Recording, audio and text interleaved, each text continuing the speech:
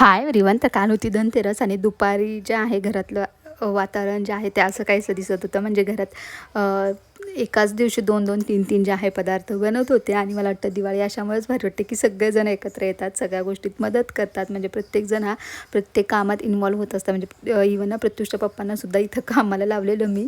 आणि प्रत्युषसुद्धा मला ड्रायफ्रूट्स वगैरे जे आहे ते कट करून देतात. आणि खरंच खूप भारी वाटतं असं वातावरण असेल ना तर एकदम अशी प्रॉपर जे आहे ते दिवाळी आल्यासारखं वाटतं. नाही तर एकटीनेच बनवा, एकटीनेच खावा, म्हणजे नाही का सगळ्या गोष्टी एकट्यानेच करण्यात अजिबातच मजा वाटत नाही आहे. तर चला पटापट जे आहे इथं शंकरपाळ्या मी तळवून घेते, कारण परत धनतेरसची पूजा मांडायची, पाणीपुरीची गाडी लावायची, त्याचंसुद्धा मला सामान बनवायचं आहे.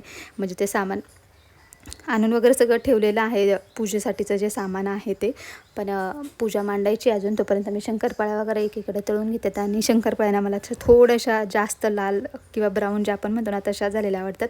आता हे जो शेवटच्या शंकरपाळ्या तळायच्या होत्या ते बहिणीकडे काम सोपवलं की इकडे बेसन लाडूची जी आहे ती तयारी चालू होती. आता मला काही बेसन लाडू येत नाहीत म्हणून बहिणीच्या सासूबाई ज्या आहेत त्या मदतीला आल्या होत्या लाडू बनवायला. आणि खूप भारी त्यांनी बेसन लाडू जे आहेत ते बनवलेले. आणि चला मग आता बेसन लाडू एकीकडे बनतात, एकीकडे शंकरपाळ्या तळत आहेत, करंज्यासुद्धा तळून घेणार आहे याच्यानंतर लगेच. आणि संध्याकाळी ना मी म्हणजे 5-5:30च्या दरम्यान अशी मस्त जी आहे ती पूजा मांडलेली. आणि आता पूजा मांडायची पण प्रत्येकाची पद्धत जी आहे वेगवेगळी असते. माझी पद्धत अशी आहे एकदम साधी सिंपल जी आहे पूजा मांडल्याने. चला असं होता आजचा मिनी ब्लॉग. आवडला असेल तर चॅनेलला प्लीज सबस्क्राईब करा. बाय, भेटू.